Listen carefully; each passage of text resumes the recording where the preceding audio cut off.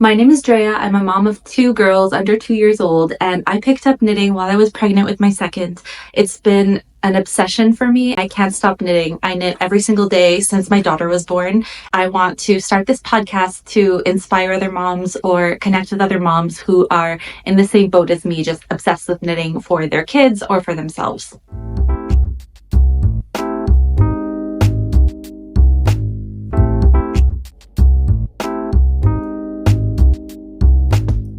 In this episode, I want to share everything I knit in my first 2 months postpartum with my daughter. My daughter was born January 3rd, 2025, and I started knitting when I was around 35 weeks pregnant in November of 2024. Now we're March, and the first 2 months postpartum where she was a newborn, there was a lot of contact napping, a lot of sleeping on me, a lot of refusing to sleep in the bassinet. So I got a lot of knitting done because I just had a warm, fuzzy baby sleeping on me, and I was able to just knit over her.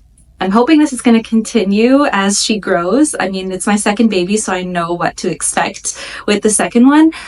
Maybe I have a bit of wishful thinking. She also was born 3 weeks early, so I feel like I might get an extra 3 weeks of newborn snuggles where I can still do lots of knitting projects. Let's see how in 2 months from now, if I'm able to knit as much as I do now. And also my knitting is getting faster and I'm getting better techniques. One of the reasons I think I got so obsessed with knitting when I was pregnant was because I was feeling really depressed. It wasn't postpartum depression because it happened before I gave birth. It was perinatal depression. Once I started knitting, I realized, this is so stimulating for all the senses. I'm not doom scrolling anymore. I'm able to just connect. It's very meditative. I was feeling so uncomfortable in my body, and I'm someone who likes to move a lot, go outside, do yoga, do Pilates, and I couldn't do any of that because my body was just in so much pain. Knitting was this new, incredible hobby for me. Now that I'm postpartum, I just want to continue knitting all the time. I'm not going to share anything I knit before the baby was born because it was Christmas time and I just knit gifts for everybody. I didn't knit anything for my daughters. I didn't knit anything for myself. I did knit something for my husband, and we're going to talk about that in a moment. None of those knitting projects are anything I want to write home about, especially since I was such a beginner. I made a lot of mistakes. Now I just want to share all of the really fun projects that I've been doing for my daughters and for me and for my husband. So these are completed projects. The first project is this Rail Bear bonnet. It's the Knitting for Olive pattern Rail Bear bonnet. They have another pattern that's a lot more popular called, I believe it's just the Bear bonnet. That one is a stockinette fabric. And since this was one of my first more structured knits, I was a bit nervous about having to purl so much. I like this one because it was in garter stitch. And this knit up so quickly. I actually started knitting this the day that I went into labor. I started knitting it in the morning. Later that night, labor started. As the contractions were getting more and more intense in early labor, I actually finished the bonnet, cast it off, and I brought it to the birth center with me. It was my daughter's going home outfit. She got to wear this little bonnet on our way home. It was too big for her at the time, and now it's too small for her. So crazy how baby knits, you don't wear them that long. You don't use them for that long.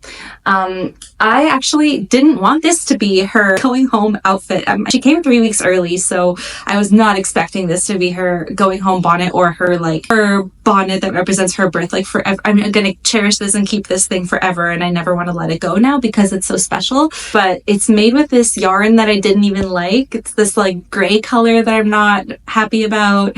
It's this mix of acrylic, nylon, and wool, the Barocco vintage, which I wasn't a fan of. I tried to knit so many projects with it.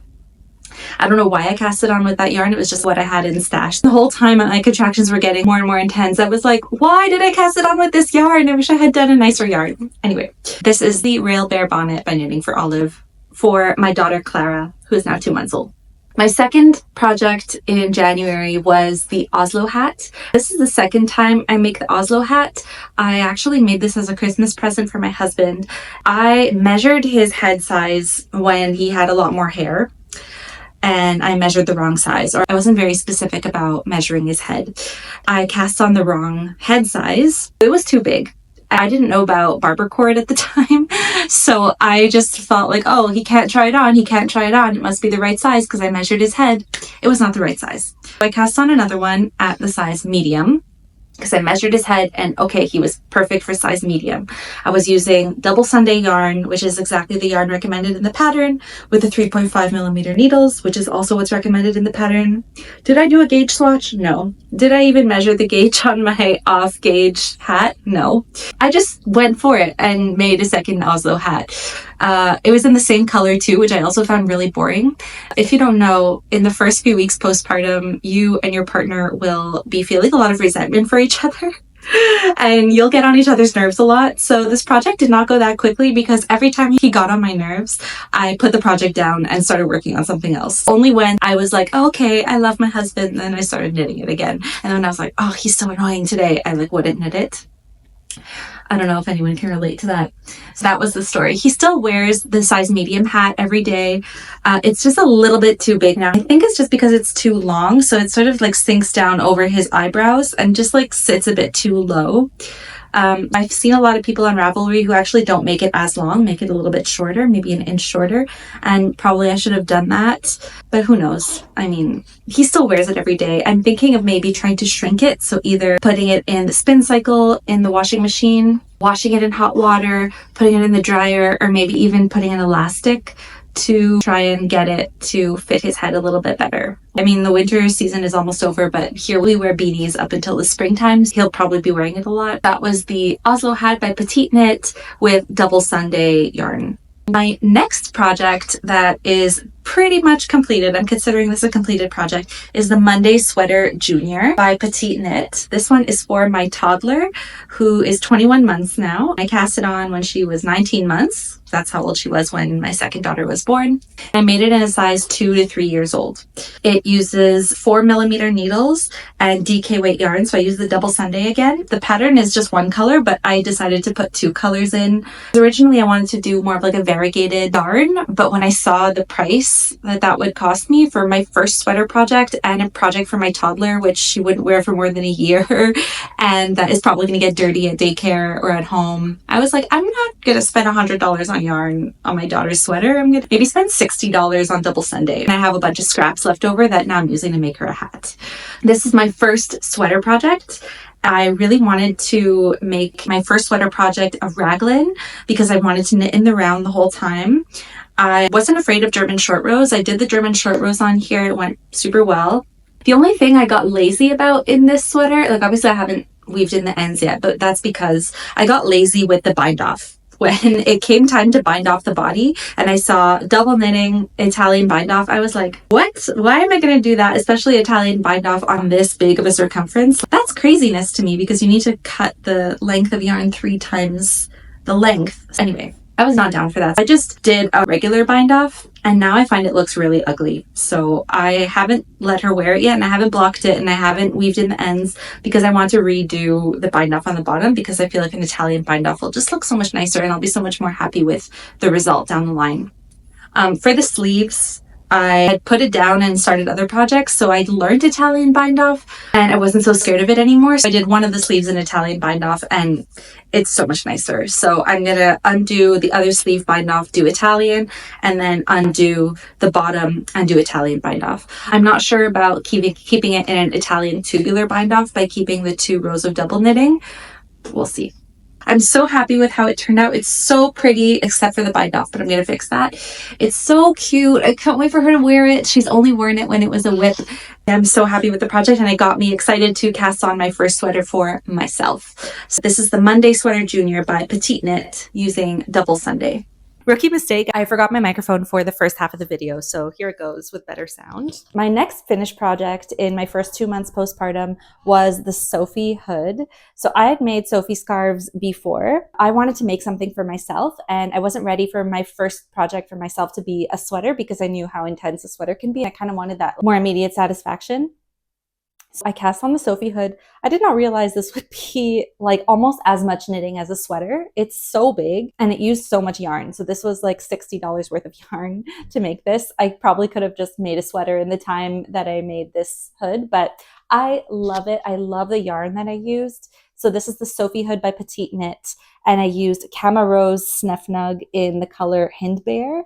And oh my God, it is just so soft. It's so lovely. It's so pretty and like has these beautiful color in it with it's a blown yarn. So you can kind of see the tubing coming through.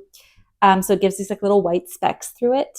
I love this so much. Another thing I was kind of scared of with this was the seaming at the back, because one thing I did not do well on my rail bear bonnet and garter stitch was the seaming. I found it just like didn't look really good, but I didn't know mattress stitch and I didn't trust myself to learn mattress stitch at that point. And also I was in labor, so I just wanted to cast off the project and finish it. This time I had a bit more time. So I learned mattress stitch and I didn't do it perfectly well. I think I did a pretty good job of seaming it up. You could see I made a little mistake here, but maybe I could just put it inside out and you won't notice that. Sophie hood in Camarose Snuff Nug. I love this one. Because I had done so many Sophie scarves before this, I picked up a technique for actually counting rows, because the most annoying thing in any Sophie project, whether it's a Sophie scarf or the Sophie hood or the Sophie shawl, is counting rows. So you can't just mindlessly knit it. You always have to be aware of which row you're on and when you're increasing. If you're on the right side or the wrong side, they look the same because it's in garter stitch. So that's kind of annoying.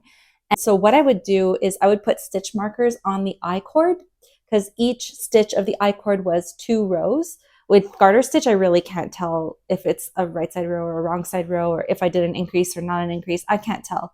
So when I would do an increase or a decrease, I would put a stitch marker on the I-cord edge. And then I knew whenever I got to the side with the I-cord edge, that was the side I was doing increases or decreases on. And I would just count, like I made the size small, so I increased every 6. If I saw that it was 3 stitches down, then I knew it was time to increase or decrease on that row.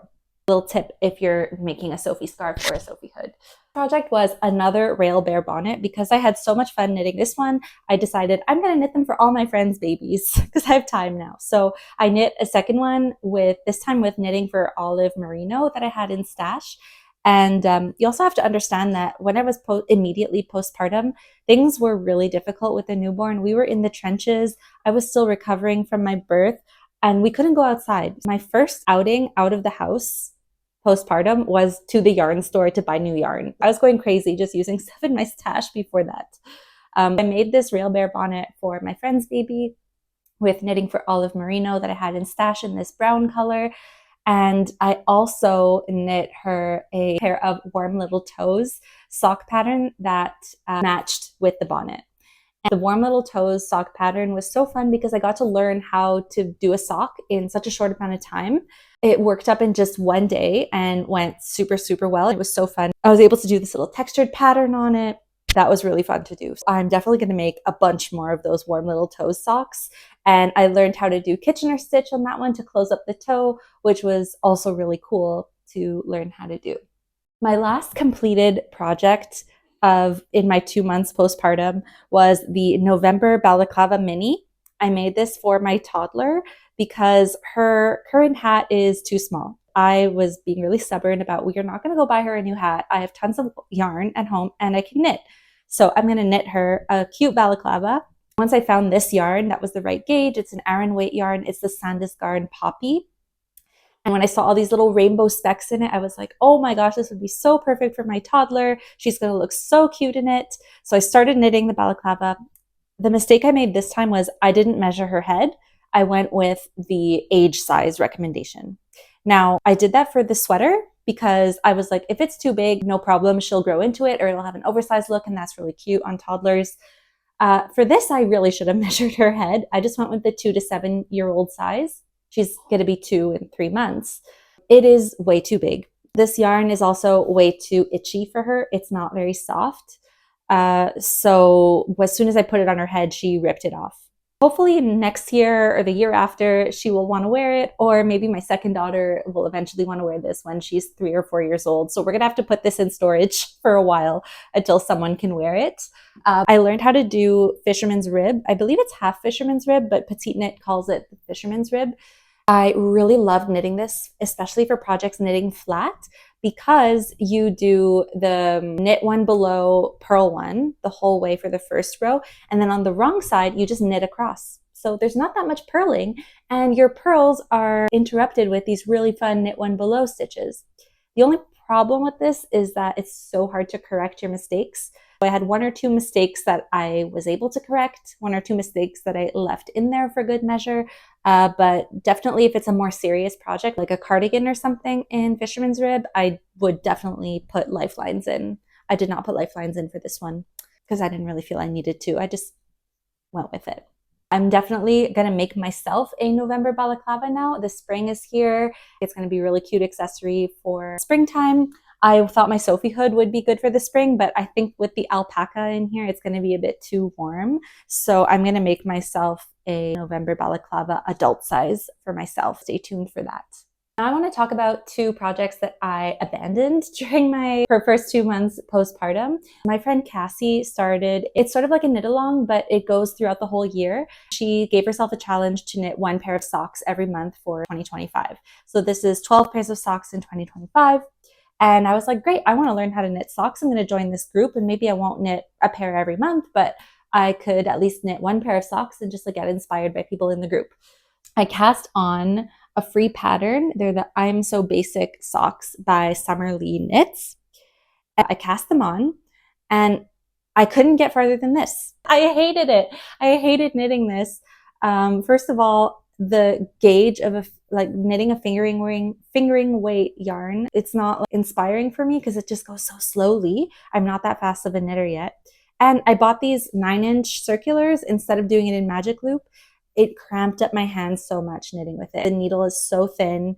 So it just wasn't an enjoyable knit. And these are going to go in the graveyard. Maybe I'll pick them up again someday. I have so much of this beautiful variegated yarn, and this is such a simple sock pattern. So I definitely would love to have a pair of socks like this in the future, but not right now. I want to do more things at bigger gauges. Definitely not doing anything in a fingering weight gauge for a long time.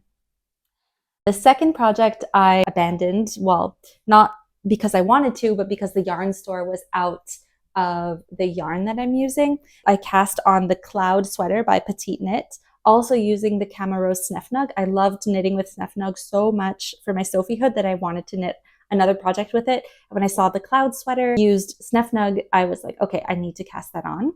So I started the back yoke, I did the German short rows, and now I just need to keep knitting flat until we reach the end of the back panel. This was enough for this is one skein of yarn. So again, I think I'm in for a pretty expensive sweater here. I definitely want to complete this sweater. I don't know if I'm actually going to finish it by the springtime or by the summer because it's going to be really warm to wear in the spring and the summer. My goal is to have this done for the fall, but I have other projects that I'm working on in the spring that I will talk about in another video and on my Instagram.